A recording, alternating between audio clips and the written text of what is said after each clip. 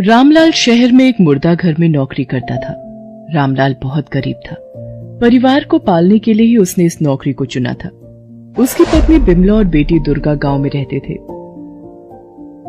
रामलाल शहर में ही एक कमरे के मकान में किराए पर रहता था। रामलाल की ड्यूटी का समय बदलता रहता था, कभी दिन का समय, कभी रात का समय। अभी रामलाल दिन की ड्यूटी कर रहा था और दिन भर ड्यूटी करके घर वापस जा रहा था। तभी रात की ड्यूटी करने वाला महेश आ जाता है। रामलाल भाई, कल से तुम्हारी रात की ड्यूटी लगेगी, मेरी तो दिन की हो जाएगी। अब मैं कुछ दिन तक रात को आराम से सोऊंगा। हाँ महेश भाई, कल से मेरी रात की ड्यूटी है। कोई नहीं, थोड़े दिन की ही बात है, फिर तो दिन की ड्यूटी हो जाएगी। अब काम है, करना तो पड़ेगा ही, वरना परिवार कैसे चलाएंगे। तुम्हें पता है, आज तो हैरानी की बात हुई। मुर्दा घर में एक ही परिवार के 5 मुर्दे पोस्टमार्टम के लिए आए और आज रात मेरी ही ड्यूटी है। अरे अब तो हमें आदत हो गई है ये सब देखने की। अच्छा मैं चलता हूँ, कल सुबह मिलते हैं। रामलाल घर चला जाता है और महेश अपनी रात की ड्यूटी करने लगता है। सब डॉक्टर जा चुके थे। महेश अकेला ही मुर्दा घर में ड्यूटी दे रहा था। महेश मुर्दा घर के गेट पर बैठा था। ये मदन को भी आज ही गांव जाना था। वो साथ में होता था तो बातों में समय बीत जाता था। बिल्कुल अकेले बैठे बैठे तो दिमाग खराब हो रहा है और बड़े जोरों की प्यास लगी है। अंदर से पानी पीकर आता हूं।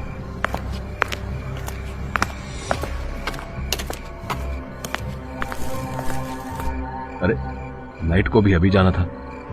अंधेरे में कुछ भी दिखाई नहीं दे रहा। अरे ये आवाजें कैसी? महेश को किसी के हंसने की आवाज आती है। वो मुर्दा घर के कमरों में जाता है जहाँ पर सभी मुर्दे रखे हुए थे। वो हैरान रह जाता है। जो 5 मुर्दे एक ही परिवार के सुबह पोस्टमार्टम के लिए आए थे, वो जिंदा हो गए और बहुत तेज से हंस रहे हैं।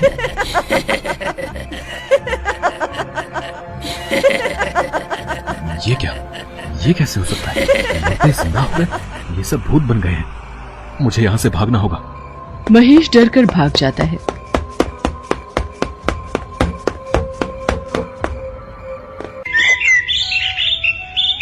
सुबह जब रामलाल ड्यूटी पर आता है, ये महेश कहाँ गायब हो गया? लगता है रात की ड्यूटी करके सुबह जल्दी चला गया। लगता है मुझे बिना बताए ही गांव चला गया।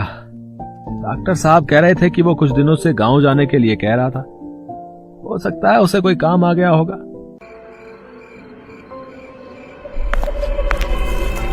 ये आवाजें कैसी?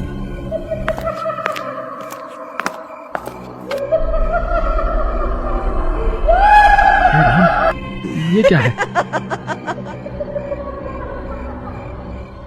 ये मुर्दे तो जिंदा हो गए। भूत, भूत, कोई बचाओ। लगता है किसी ने हमें देख लिया है। भागने न पाए, पकड़ लो उसे। अब तो हमारे हाथों से मारा जाएगा। मुझे छोड़ दो, मुझे जाने दो, मुझे मत मारो। अगर तू चाहता है कि हम तुझे जाने दें तो ठीक है, हम तुझे जान से नहीं मारेंगे, पर तुझे हम 5 के शरीर छुपाने होंगे ताकि हमें कोई न जलाए। और जब भी मुर्दा घर में कोई मुर्दा लड़की आएगी, तुझे उसकी लाश कुछ घंटों के लिए हमें देनी होगी। रामलाल डर रहा था। उसे कुछ समझ नहीं आ रहा था। उसने 5 मुर्दों के शरीर को मुर्दा घर के एक स्टोर में छुपा दिया, जहां रामलाल के सिवा कोई आता जाता नहीं था। और अगली रात मुर्दा घर में आई एक स्त्री की लाश को उसने मुर्दों को दे दिया। मेरी शादी होगी माँ, पापा, भैया, भाभी। हाँ, मेरा बेटा दूल्हा बनेगा, खूब दहेज मिलेगा। इस लड़की को जिंदा करो, शादी का मुहूर्त निकल रहा है। चलो नाचो गाओ। मुर्दा लड़की जिंदा हो जाती है। मुर्दों की बारात नाचने गाने लगती है। रामलाल वहीं खड़ा सारा नजारा देखता रहता है। वो डर से कांप रहा था।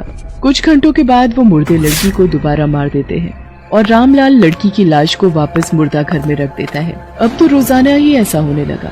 रामलाल लड़की की लाश लेकर आता, मुर्दे उसे जिंदा करते और कुछ घंटे बारात निकलती, शादी होती और दोबारा लड़की को मार दिया जाता। रामलाल वापस उस लाश को मुर्दा घर में रखा था। मुर्दा घर में ये सब कई दिनों तक चलता रहा। रामलाल बहुत दुखी हो चुका था। एक दिन जब वो रात की ड्यूटी करके सुबह घर लौटा,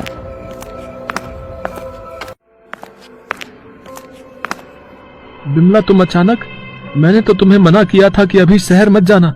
मेरी सुबह और रात दोनों समय की ड्यूटी बंधी हुई है क्योंकि महेश गांव चला गया है और दूसरा गार्ड अभी नौकरी पर नहीं आया है। दुर्गा का मन बहुत उदास हो रहा था। उसका मन था कि वो तुम्हारे पास कुछ दिन रह ले, इसीलिए हम दोनों सुबह की बस से शहर आ गए। बापू, क्या आप मुझे देखकर खुश नहीं हुए? ऐसी बात नहीं है दुर्गा बेटी, बात कुछ और है। मैं कुछ दिनों से बहुत परेशान हूँ। मेरी जान पर मुसीबत आ गई है और मैं ऐसे चक्रव्यूह में फंस गया हूँ जिससे निकलना बहुत मुश्किल है। रामलाल विमला और दुर्गा को सारी आप बीती बताता है। दुर्गा एक साहसी लड़की थी। वो रामलाल से कहती है, बापू, आप ही तो कहते हैं ना कि दुनिया में ईश्वर की शक्ति से बढ़कर कोई शक्ति नहीं है। भगवान की ताकत के सामने सारी ताकत बेकार है और आपने तो मेरा नाम दुर्गा रखा है। मैं आपको इस मुसीबत से छुटकारा जरूर दिलवाऊंगी। बस जैसा जैसा मैं कहती हूँ वैसा आप कीजिएगा। आखिर तू कहना क्या चाहती है दुर्गा बेटी? बापू, आज रात मैं आपके साथ मुर्दा घर चलूंगी। मुझे आप भूतों के सामने एक लाश बनाकर ले जाओगे। उसके बाद मुझे पता है कि मुझे क्या करना है। दुर्गा बेटी, मुझे तो बहुत डर लग रहा है। कहीं तुझे कुछ हो गया तो मैं अपने आप को जिंदगी भर माफ नहीं कर सकूंगा। सुनो जी, मुझे अपनी बेटी पर पूरा विश्वास है। ये आपको इस मुसीबत से जरूर निकाल लेगी। रामलाल दुर्गा को लेकर मुर्दा घर पहुंचता है। दुर्गा मरी हुई होने का नाटक करती है।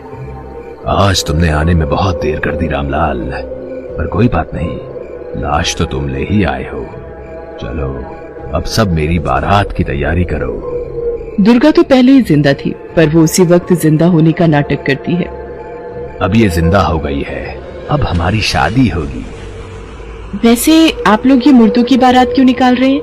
हमारी शादी तो बिना बारात निकाले भी हो सकती थी। नहीं, हमें बारात निकालने का बहुत शौक है, क्योंकि जिस दिन मेरी बारात शादी के लिए जा रही थी, रास्ते में एक लटकते हुए बिजली के तार से मुझे करंट लग गया। मुझे बचाने आए मेरे माता पिता और भाई भाभी भी उसी वक्त करंट से मारे गए।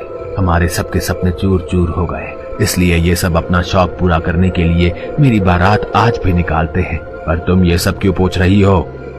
मैंने ये सब इसलिए पूछा ताकि तुम सबको मुक्ति मिल जाए और तुम्हारी आत्मा तड़पती न रहे और न ही किसी को परेशान करे। दुर्गा सभी मुर्दों पर गंगा जल छिड़क देती है। गंगा जल की बूंदें पड़ने से सभी मुर्दे तड़पने लगते हैं और कुछ ही देर में जलकर भस्म हो जाते हैं। दुर्गा रामलाल के गले लग जाती है।